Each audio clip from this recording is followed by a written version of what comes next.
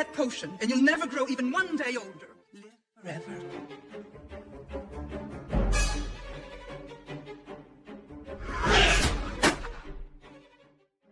Do you remember where you parked the car? This movie isn't really a romantic comedy. It's a zombie film wearing red lipstick and a perfect smile. By the end of this video, you will see why Death Becomes Her is actually about decay, denial, and the horror of living forever young. And that's exactly why it still hits today. I am your host, Vintage, and this is 75 V.O.D, Vintage on Demand, where I talk about films that stay with me long after the credits rolled. You know the kind of movie that has me feeling some type of way, whether it's good, bad, or downright confusing. If this feels like your type of content, please consider subscribing, commenting, and thumbs upping it. The YouTube algorithm thanks you, and I do too. Now let's get into it. Released in 1992, Death Becomes Her sold itself as a glossy romantic comedy / horror, starring Bruce Willis, Meryl Streep, Goldie Hawn, and Isabella Rossellini. Its plot follows two women who drink a magic potion that promises eternal youth, but quickly turns into chaos. Death Becomes Her was released in the US in July of 92 and it received mixed reviews from critics. It has since, though, gained cult classic status and was adapted into a Tony Award winning Broadway musical. The movie featured larger than life stars with big laughs and lots of vanity. But underneath that glamour is something deeply unsettling. Hopefully, you've had a chance to watch this hilarious movie, but just in case you haven't, a spoiler alert is in full effect. Death Becomes Her is one of those films that subtly captures the hidden fear most harbor about growing old. On the surface, this rom-com horror serves up female rivalry, jealousy, and ageism with a dumbfounded man stuck in between. But at its core, Death Becomes Her is a zombie flick through and through. One not obsessed with brain eating, but rather the consumption of beauty, youth, and the terror of deteriorating. Madeline, a famous movie star, and Helen, a successful writer, compete for Ernest's attention. Ernest is a wealthy mortician for the rich and famous. And both of them are seeking his validation to prove to the other that they are still desirable. Ernest, on the other hand, is meant to be the punchline, spineless, anxious, and easily manipulated. The onset tone of the movie tells us to laugh at Ernest's idiocy, Madeline's vanity, and Helen's insecurities. We soon realize the first half of the plot is merely a distraction because the moment the potion enters the story, it becomes body horror narrative. Let's talk about the zombie rules that were introduced once Helen and Madeline drank the potion and earned their immortality pin. Number one, they cannot die.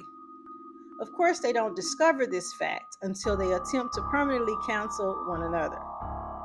Number two, their bodies decay anyway. Ernest realizes this after rescuing Madeline from the morgue after she falls down the stairs and twists her neck, like completely around. And then he has to use flesh colored spray paint to touch up areas of her rotting face. Which brings me to number three. They must constantly maintain their appearance.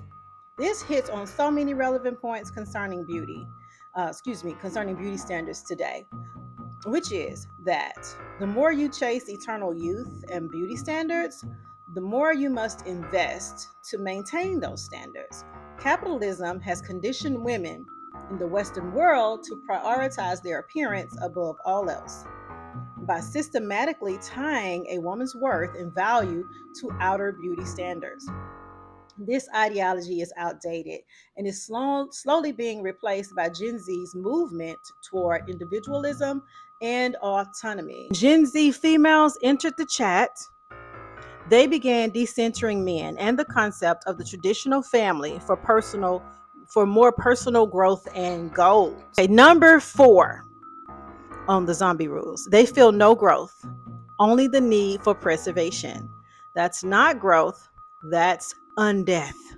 So, although they're not consuming brains, that need to preserve what they have is just as driving a hunger as a brain eater would do. So, the goal of Madeline and Helen wanted to be young and hot forever and ever, but ended up rotting in place instead. Here's where the movie quietly becomes terrifying. They stopped caring about living and became obsessed with maintenance, a theme we see throughout modern day with beauty trends like the Ozempic epidemic, BBLs, and plastic surgery that have gone absolutely haywire, not to mention the new looks maxing.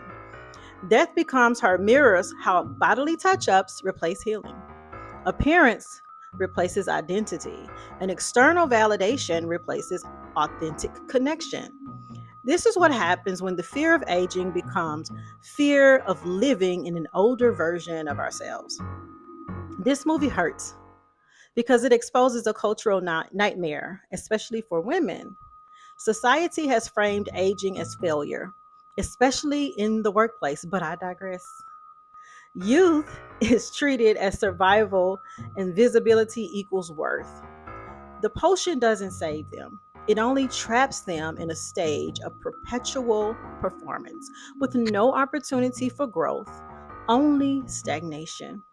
Ernest, on the other hand, our village idiot, he turned out to be the smart one. The indecisive love interest, which is Ernest, chooses a different path for himself.